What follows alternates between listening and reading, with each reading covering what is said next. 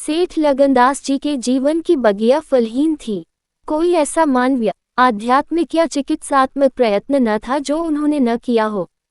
यो शादी में एक पत्नी व्रत के कायल थे, मगर जरूरत और आग्रह से विवश होकर एक दो नहीं 5 शादियां की, यहाँ तक कि उम्र के 40 साल गुजर गए और अंधेरे घर में उजाला न हुआ। बेचारे बहुत रंजीदा रहते। ये धन संपत्ति, ये ठाट बाट, ये वैभव और यह ऐश्वर्य क्या होंगे? मेरे बाद इनका क्या होगा? कौन इनको भोगेगा? ये ख्याल बहुत अफसोसनाक था। आखिर यह सलाह हुई कि किसी लड़के को गोद लेना चाहिए, मगर यह मसला पारिवारिक झगड़ों के कारण के सालों तक स्थगित रहा। जब सेठ जी ने देखा कि बीवियों में अब तक बदस्तूर कशमकश हो रही है, तो उन्होंने नैतिक साहस से काम लिया और होनहार अनाथ लड़के को गोद ले लिया। उसका नाम रखा गया मगनदास। उसकी उम्र 5-6 साल से ज्यादा न थी। बला का जहीन और तमीजदार। मगर औरतें सब कुछ कर सकती हैं, दूसरे के बच्चे को अपना नहीं समझ सकती। यहाँ तो 5 औरतों का साझा था। अगर एक उसे प्यार करती तो बाकी 4 औरतों का फर्ज था कि उससे नफरत करें। हाँ, सेठ जी उसके साथ बिल्कुल अपने लड़के की सी मोहब्बत करते थे। पढ़ाने को मास्टर रखे, सवारी के लिए घोड़े, रईसी ख्याल के आदमी थे। राग रंग का सामान भी मुहैया था। गाना सीखने का लड़के ने शौक किया तो उसका भी इंतजाम हो गया। गरज जब मगनदास जवानी पर पहुंचा तो रईसाना दिलचस्पियों में उसे कमाल हासिल था। उसका गाना सुनकर उस्ताद लोग कानों पर हाथ रखते। शहसवार ऐसा कि दौड़ते हुए घोड़े पर सवार हो जाता। डील डॉल, शक्ल सूरत में उसका सा अलबेला जवान दिल्ली में कम होगा। शादी का मसला पेश हुआ। नागपुर के करोड़पति सेठ मक्खनलाल बहुत लहराए हुए थे। उनकी लड़की से शादी हो गई। धूमधाम का जिक्र किया जाए तो किस्सा वियोग की रात से भी लंबा हो जाए।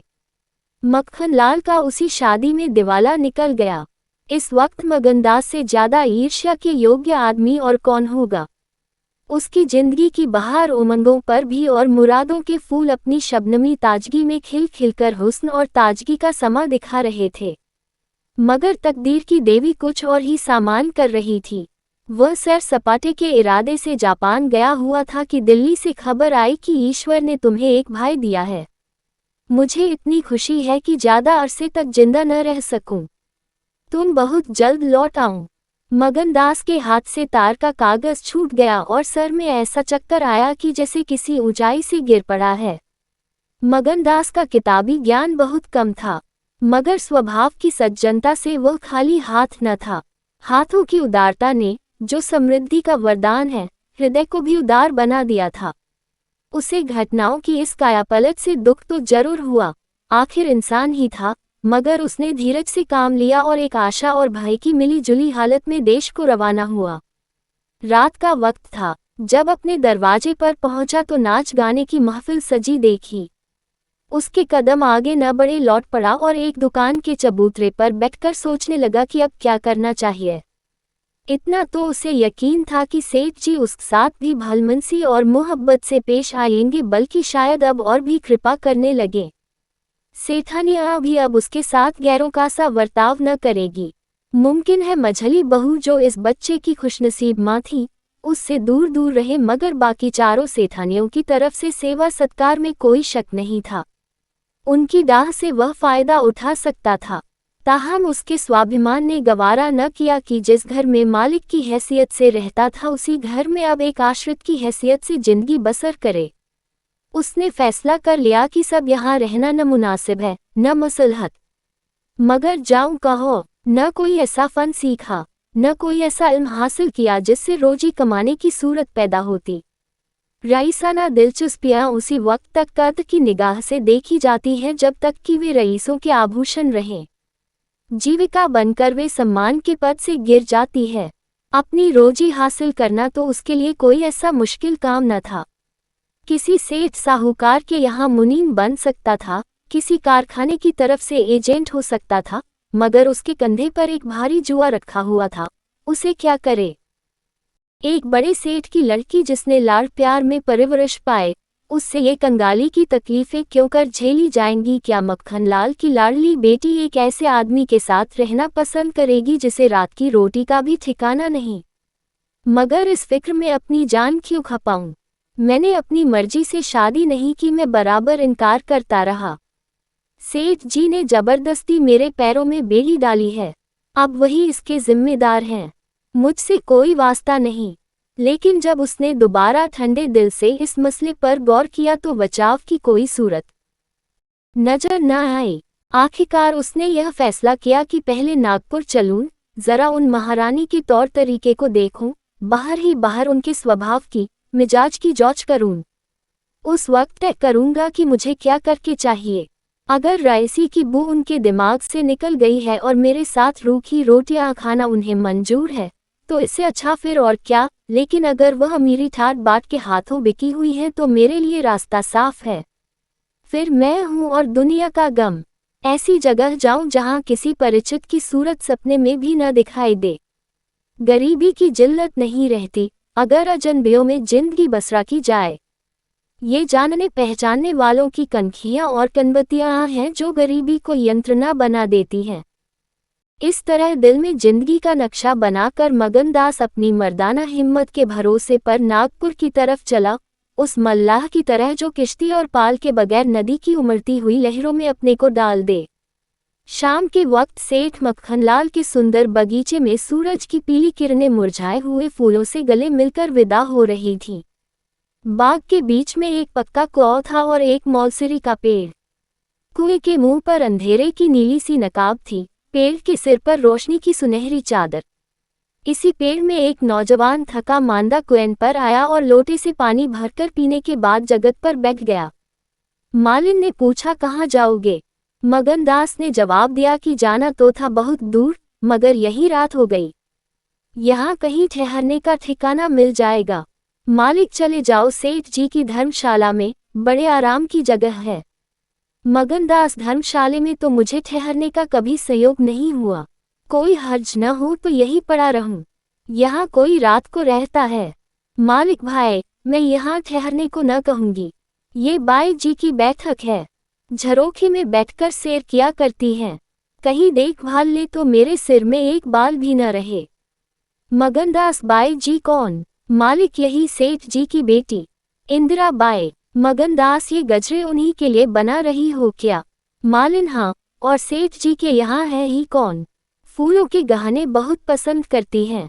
मानदास, शौकीन औरत मालूम होती है।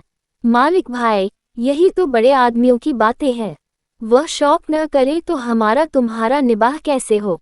और धन है किस लिए? अकेली जान पर 10 लौंडियां हैं। सुना करती थी कि भगवान आदमी का हल भूत जोतता है, वह आँखों देखा। आप ही आप पंखा चलने लगे, आप ही आप सारे घर में दिन का सा उजाला हो जाए। तुम झूठ समझते होगे, मगर मैं आँखों देखी बात कहती हूँ।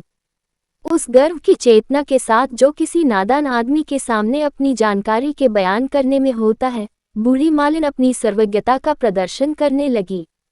मगनदास ने उकसाया होगा, भाई, बड़े आदमी की बातें निराली होती हैं। लक्ष्मी के बस में सब कुछ है, मगर अकेली जान पर 10 लौंडियां, समझ में नहीं आता। मालिन ने बुढ़ापे के चिड़चिड़ेपन से जवाब दिया, तुम्हारी समझ मोटी हो तो कोई क्या करे। कोई पान लगाती है, कोई पंखा झलती है, कोई कपड़े पहनाती है। 2000 रुपये में तो सेजगढ़ ही आई थी, चाहो तो मुंह देख लो, उस पर हवा खाने जाती है। एक बंगाली गाना बजाना सिखाती है, मेम पढ़ाने आती है, शास्त्री जी संस्कृत पढ़ाते हैं, कागज पर ऐसी मूरत बनाती है कि अब बोली और अब बोली। दिल की रानी है, बेचारी के भाग फूट गए। दिल्ली के सेठ लगनदास के गोद लिए हुए लड़के से ब्याह हुआ था, मगर राम जी की लीला 70 बरस के मुर्दे को लड़का दिया, कौन पति आएगा। जब से यह सुनावनी आई है तब से बहुत उदास रहती है। एक दिन रोती थी, मेरे सामने की बात है। बाप ने देख लिया, समझाने लगे, लड़की को बहुत चाहते हैं, सुनती हूँ दामाद को यही बुलाकर रखेंगे। नारायण करे, मेरी रानी दूधो नहाई पर तो फले। माली मर गया था, उन्होंने आर नली होती तो घर भर के टुकड़े मोंगती।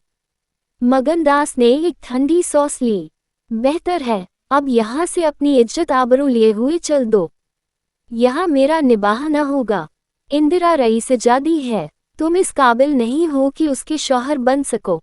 मालिन से बोला था धर्मशाले में जाता हूँ, जाने वहाँ खाट वाट मिल जाती है कि नहीं, मगर रात ही तो काटनी है, किसी तरह कट ही जाएगी। रईसों के लिए मखमली गद्दे चाहिए, हम मजदूरों के लिए पुआल ही बहुत है। ये कहकर उसने लुटिया उठाई, डिंडा संभाला और दर्द भरे दिल से एक तरफ चल दिया।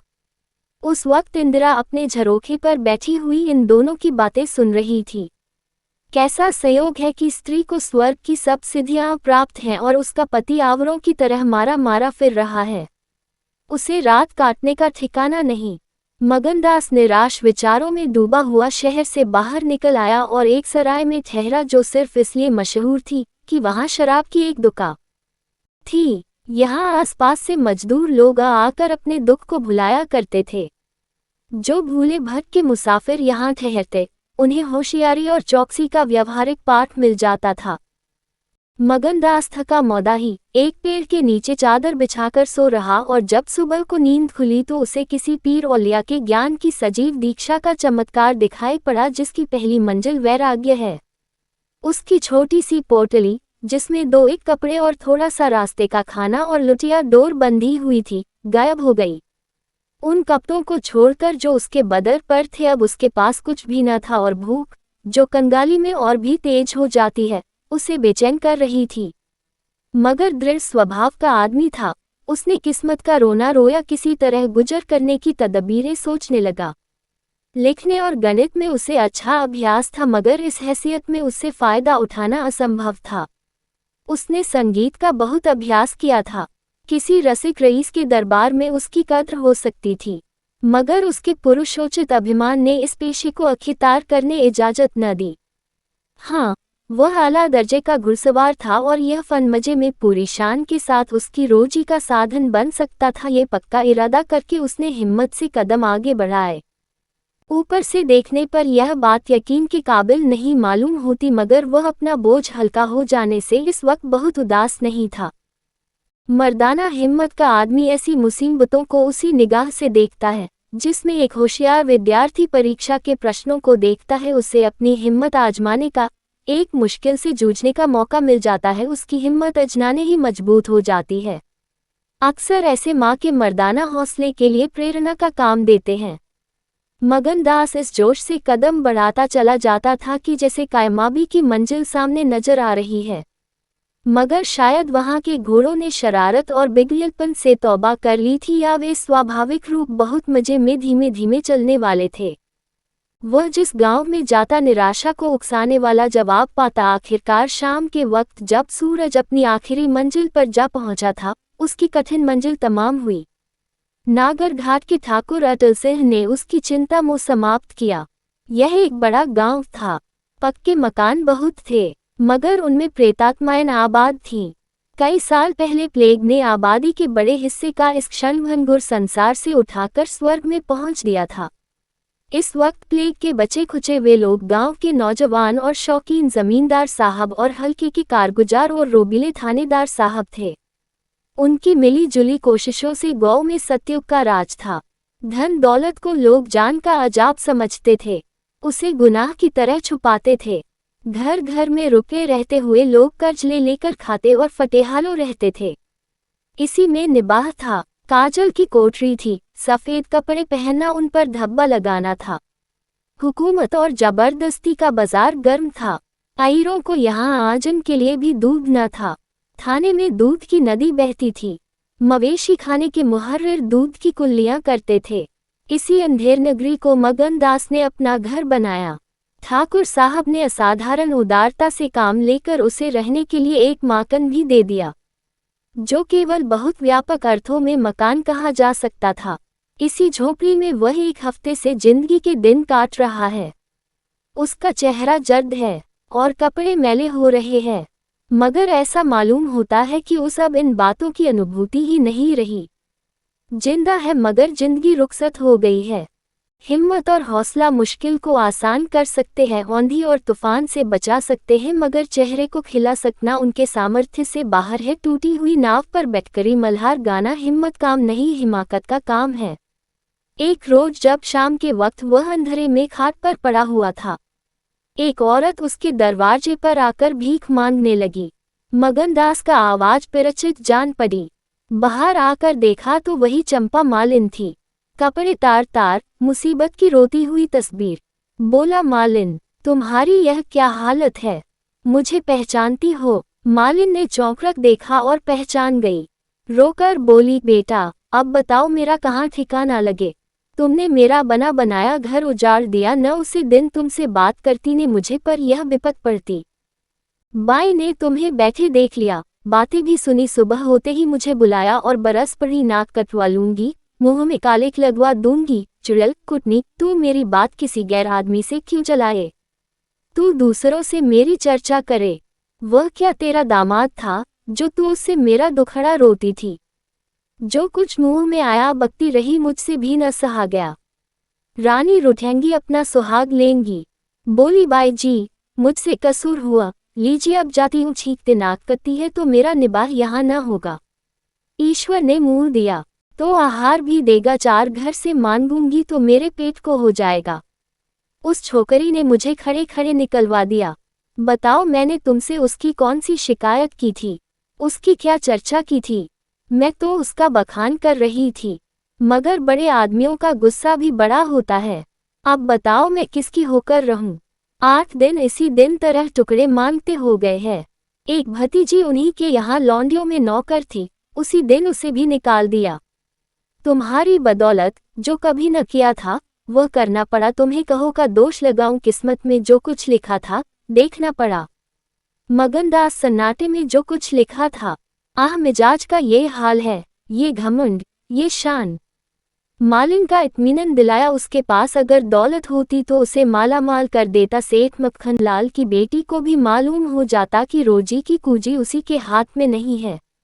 बोला, तुम फिक्र न करो, मेरे घर में आराम से रहो, अकेले मेरा जी भी नहीं लगता। सच कहो तो मुझे तुम्हारी तरह एक औरत की तलाशा थी, अच्छा हुआ तुम आ गई। मालिन ने आंचल फैलाकर असीम दिया, बेटा तुम जुग जुग जियो, बड़ी उम्र हो, यहाँ कोई घर मिले तो मुझे दिलवा दो। मैं यही रहूंगी तो मेरी भतीजी कहाँ जाएगी? वह बेचारी शहर में किसके आश्रय रहेगी? मगनलाल के खून में जोश आया, उसके स्वाभिमान को चोट लगी। उन पर यह आफत मेरी लाई हुई है, उनकी इस आवारागर्दी को जिम्मेदार मैं हूँ। बोला, कोई हर्ज न हो तो उसे भी यहीं ले आओ। मैं दिन को यहाँ बहुत कम रहता हूँ, रात को बाहर चारपाई डालकर पड़ रहा करूँगा। मेरी वजह से तुम लोगों को कोई तकलीफ न होगी। यहाँ दूसरा मकान मिलना मुश्किल है, यही झोपड़ा बड़ी मुश्किलों से मिला है। यह अंधेर नगरी है, जब तुम्हारी सुबीता कहीं लग जाए तो चली जाना। मगनदास को क्या मालूम था कि हजरते इश्क उसकी जबान पर बैठे हुए उससे यह बात कहला रहे हैं। क्या ये ठीक है कि इश्क पहले माशूक के दिल में पैदा होता है? नागपुर इस गांव से 20 मील की दूरी पर था। चम्मा उसी दिन चली गई और तीसरे दिन रंभा के साथ लौट आई। यह उसकी भतीजी का नाम था। उस आने से झोंपे में जान सी पड़ गई। मगनदास के दिमाग में मालिन की लड़की की जो तस्वीर थी उसका रंभा से कोई मेल न था। वह सौंदर्य नाम की चीज का अनुभवी जौहरी था, मगर ऐसी सूरत जिस पर जवानी की ऐसी मस्ती और दिल का चैन छीन लेने वाला ऐसा आकर्षण हो उसने पहले कभी नहीं देखा था। उसकी जवानी का चौरद अपनी सुनहरी और गंभीर शान के साथ चमक रहा था। सुबह का वक्त था, मगनदास दरवाजे पर पड़ा ठंडी ठंडी हवा का मजा उठा रहा था। रंभा सिर पर घड़ा रखे पानी भरने को निकली। मगनदास ने उसे देखा और एक लंबी सांस खींचकर उठ बैठा। चेहरा मोहरा बहुत ही मोहम, ताजे फूल की तरह खिला हुआ चेहरा, आंखों में गंभीर सरलता। मगनदास को उसने भी देखा, चेहरे पर लाज की लाली दौड़ गई। प्रेम ने पहला वार किया। मगनदास सोचने लगा, क्या तकदीर यहाँ कोई और गुल खिलाने वाली है? क्या दिल मुझे यहाँ भी चैन न लेने देगा?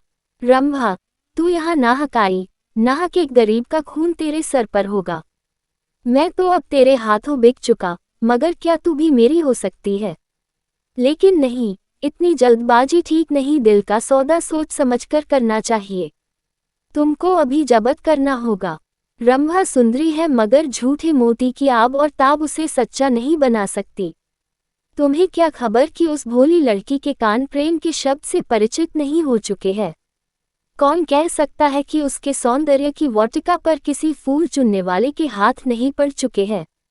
अगर कुछ दिनों की दिलबस्ती के लिए कुछ चाहिए तो तुम आज़ाद हो, मगर यह नाजुक मामला है, जरा संभल के कदम रखना। पेशेवर जातों में दिखाई पड़ने वाला सौंदर्य अक्सर नैतिक बंधनों से मुक्त होता है। 3 महीने गुजर गए। मगनदास रंभा को ज्यों ज्यों बारीक से बारीक निगाहों से देखता त्यों त्यों उस पर प्रेम का रंग गाढ़ा होता जाता था। वह रोज उसे कुएं से पानी निकालते देखता, वह रोज घर में झाड़ू देती, रोज खाना पकाती। यह मगनदास को उन ज्वार की रोटियां में मजा आता था, वह अच्छे से अच्छे व्यंजनों में भी न आया था। उसे अपनी कोठरी हमेशा साफ सुथरी मिलती, न जाने कौन उसके बिस्तर बिछा देता। क्या ये रंभा की कृपा थी? उसकी निगाहें शर्मीली थी, उसने उसे कभी अपनी तरफ चचन आंखों से ताकते नहीं देखा। आवाज कैसी मीठी, उसकी हंसी की आवाज कभी उसके कान में नहीं आई। अगर मगनदास उसके प्रेम में मतवाला हो रहा था तो कोई ताज्जुब की बात नहीं थी। उसकी भूखी निगाहें बेचैनी और लालसा में डूबी हुई हमेशा रंभा को ढूंढा करती। वह जब किसी गांव को जाता तो मीलों तक उसकी जिद्दी और बेताब आंखें मुड़ मुड़ कर झोंपड़े के दरवाजे की तरफ आती। उसकी ख्याति आसपास फैल गई थी, मगर उसके स्वभाव की मुसीबत और उदारता से अक्सर लोग अनुचित लाभ होते थे। इंसाफ पसंद लोग तो स्वागत सत्कार से काम निकाल लेते, और जो लोग ज्यादा समझदार थे वे लगातार तकाजों का इंतजार करते। चूंकि मगनदास इस फन को बिल्कुल नहीं जानता था, बावजूद दिन रात की दौड़ धूप के गरीबी से उसका गला न छूटता। जब वह रंभा को चक्की पीसते हुए देखता तो गेहूं के साथ उसका दिल भी पिस जाता था। वह कुएं से पानी निकालती तो उसका कलेजा निकल आता। जब वह पड़ोस की औरत के कपड़े सीती तो कपड़ों के साथ मगनदास का दिल छिद जाता, मगर कुछ बस था न काबू। मगनदास की हृदयभेदी दृष्टि को इसमें तो कोई संदेह नहीं था कि उसके प्रेम का आकर्षण बिल्कुल बेअसर नहीं है, वरना रंभा की उन वफा से भरी हुई खातिरदारियों की तुक कैसा बिठाता। वफा ही वह जादू है, रूप के गर्व का सिर नीचा कर सकता है, मगर प्रेमिका के दिल में बैठने का मादा उसमें बहुत कम था। कोई दूसरा मनचला प्रेमी अब तक अपने वशीकरण में कामयाब हो चुका होता, लेकिन मगनदास ने दिल आशिकी का पाया था और जबान माशूक की। एक रोज शाम के वक्त चंपा किसी काम से बाजार गई हुई थी और मगनदास हमेशा की तरह चारपाई पर पड़ा सपने देख रहा था। रंभा अद्भुत छटा के साथ आकर उसके सामने खड़ी हो गई। उसका भोला चेहरा कमल की तरह खिला हुआ था और आंखों से सहानुभूति का भाव झलक रहा था। मगनदास ने उसकी तरफ पहले आश्चर्य और फिर प्रेम की निगाहों से देखा और दिल पर जोर डालकर बोला, आओ रंभा, तुम्हें देखने को बहुत दिन से आंखें तरस रही थी। रंभा ने भोलेपन से कहा, मैं यहाँ न आती तो तुम मुझसे कभी न बोलेते। मगनदास का हौसला बढ़ा, बोला, बिना मर्जी पाए तो कुत्ता भी नहीं आता। रंभा मुस्कराई, कली खिल गई, मैं तो आप ही चली आई। मगनदास का कलेजा उछल पड़ा। उसने हिम्मत करके रंभा का हाथ पकड़ लिया और भावावेश से कौपती हुई आवाज में बोला, नहीं रंभा, ऐसा नहीं है, यह मेरी महीनों की तपस्या का फल है। मगनदास ने बेताब होकर उसे गले से लगा लिया। जब वह चलने लगी तो अपने प्रेमी की ओर प्रेम भरी दृष्टि से देखकर बोली, अब ये प्रीत हमको निभानी होगी। पौ फटने के वक्त जब सूर्य देवता के आगमन की तैयारियां हो रही थी, मगनदास की आंखें खुली, रंभा आटा पीस रही थी। उस शांतिपूर्ण सन्नाटे में चक्की की घुमर घुमर बहुत सुहानी मालूम होती थी और उससे सूर मिलाकर आपने प्यारे ढंग से गाती थी। झुलनिया मोरी पानी में गिरी, मैं जानू पिया मौको मने है, उल्टी मनावन मोको पड़ी। झुलनिया मोरी पानी में गिरी, साल भर गुजर गया। मगनदास की मोहब्बत और रंभा के सलीके न मिलकर उस वीरान झोंपड़े को कुंज बाग बना दिया। अब वहां गायें थी, फूलों की क्यारियां थीं और कई देहाती ढंग के मोड़े थे। सुख सुविधा की अनेक चीजें दिखाई पड़ती थी। एक रोज सुबह के वक्त मगनदास कहीं जाने के लिए तैयार हो रहा था कि एक संभ्रांत व्यक्ति अंग्रेजी पोशाक पहने उसे ढूंढता हुआ आ पहुंचा और उसे देखते ही दौड़कर गले से लिपट गया। मगनदास और वह दोनों एक साथ पढ़ा करते थे। वह अब वकील हो गया था। मगनदास ने भी अब पहचाना और कुछ झेपता और कुछ झिझकता उससे गले लिपट गया। बड़ी देर तक दोनों दोस्त बातें करते रहे। बातें क्या थी, घटनाओं और संयोगों की एक लंबी कहानी थी। कई महीने हुए सेठ लगन का छोटा बच्चा चेचक की नज़र हो गया।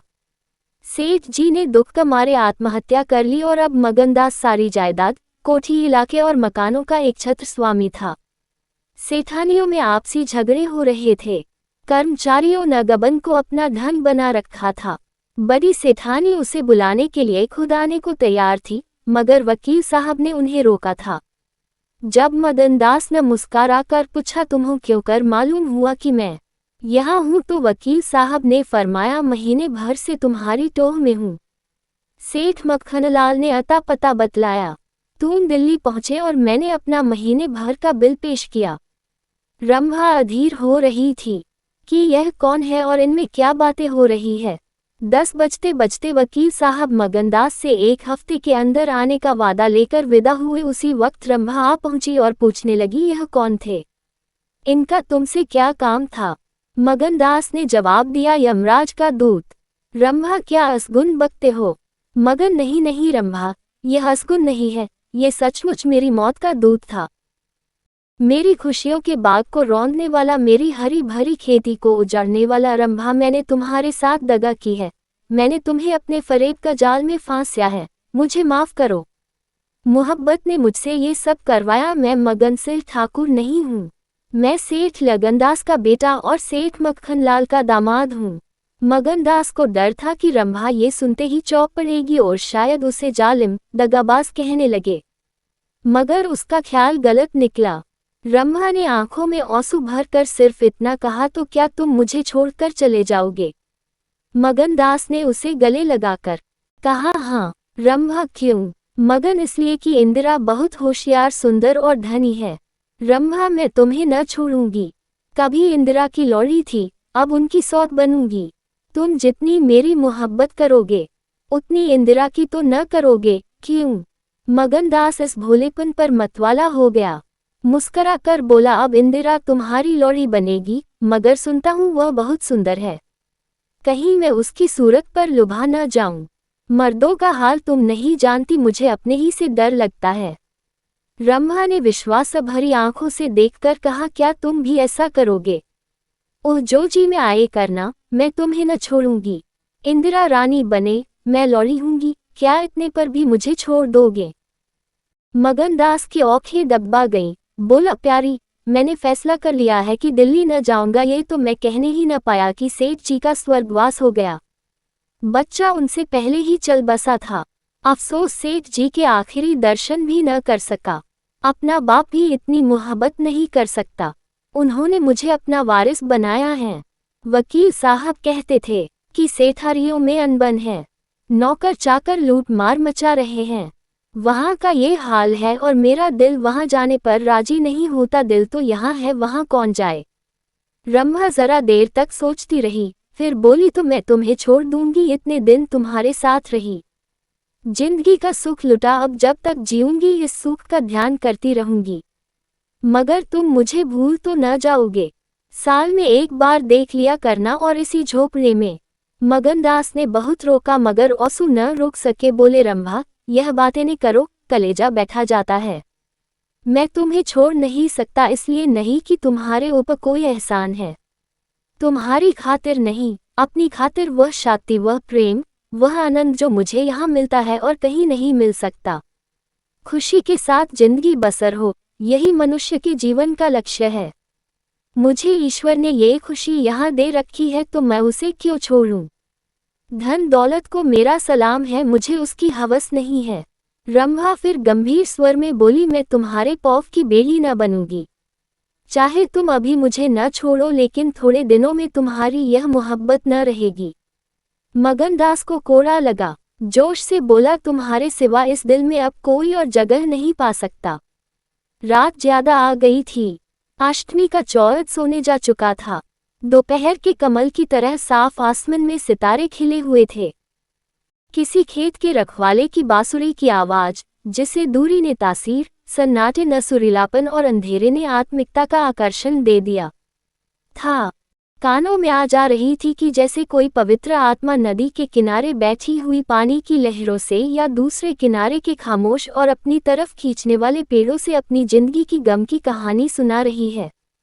मगनदास सो गया मगर रंभा की आंखों में नींद न आई। सुबह हुई तो मगनदास उठा और रंभा पुकारने लगा, मगर रंभा रात ही को अपनी चाची के साथ वहां से कहीं चली गई। मगनदास को उसे मकान के दरो दीवार पर एक हसरत सी छाई हुई मालूम हुई कि जैसे घर की जान निकल गई हो। वह घबरा कर उस कोठरी में गया जहां रंभा रोज चक्की पीसती थी, मगर अफसोस आज चक्की एकदम निश्चल थी। फिर वह कुएं की तरह दौड़ा गया, लेकिन ऐसा मालूम हुआ कि कुएं ने उसे निगल जाने के लिए अपना मुंह खोल दिया है।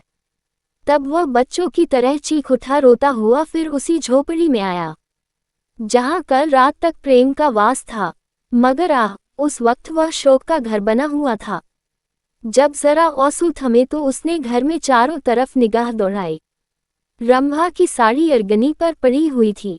एक पिटारी में वह कंगन रखा हुआ था जो मगनदास ने उसे दिया था।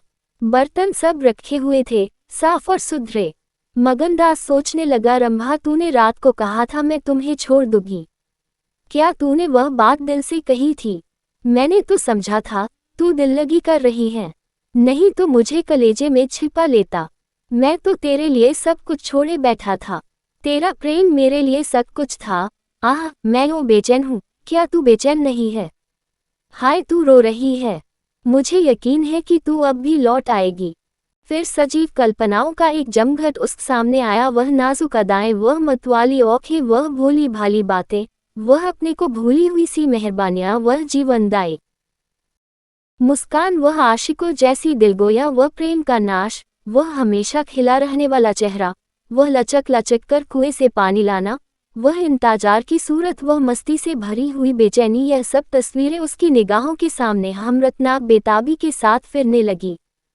मगनदास ने एक ठंडी सांस ली और आंसुओं और दर्द की उमड़ती हुई नदी को मर्दाना जबत से रोककर उठ खड़ा हुआ। नागपुर जाने का पक्का फैसला हो गया। तकिए के नीच से संदूक की कुंजी उठाई तो कागज का एक टुकड़ा निकल आया। ये रंभा की विदा की चिट्ठी थी। प्यारे, मैं बहुत रो रही हूँ, मेरे पैर नहीं उठते, मगर मेरा जाना जरूरी है। तुम्हें जागाऊंगी तो तुम जाने न दोगे। कैसे जाऊं, अपने प्यारे पति को कैसे छोड़ूं? किस्मत मुझसे यह आनंद का घर छुड़वा रही है। मुझे बेवफा न कहना, मैं तुमसे फिर कभी मिलूंगी। मैं जानती हूँ कि तुमने मेरे लिए ये सब कुछ त्याग दिया है, मगर तुम्हारे लिए जिंदगी में बहुत कुछ उम्मीदें हैं। मैं अपनी मोहब्बत की धुन में तुम्हें उन उम्मीदों से क्यों दूर रखूं? अब तुमसे जुदा होती हूँ, मेरी सुध मत भूलना, मैं तुम्हें हमेशा याद रखूंगी। यह आनंद के लिए कभी न भूलेंगे। क्या तुम मुझे भूल सकोगे? तुम्हारी प्यारी रंभा। मगनदास को दिल्ली आए हुए 3 महीने गुजर चुके हैं। इस बीच उसे सबसे बड़ा जो निजी अनुभव हुआ वह यह था कि रोजी की फिक्र और धंधों की बहुतायत से उमड़ती हुई भावनाओं का जोर कम किया जा सकता है। 1.5 साल पहले का बफिक्र नौजवान अब एक समझदार और सूझबूझ रखने वाला आदमी बन गया था। सागर घाट के उस कुछ दिनों के रहने से उसे रियाया की इन तकलीफों का निजी ज्ञान हो गया था जो कारिंदों और मुख्तारों की सख्तियों की बदौलत उन्हें उठानी पड़ती है।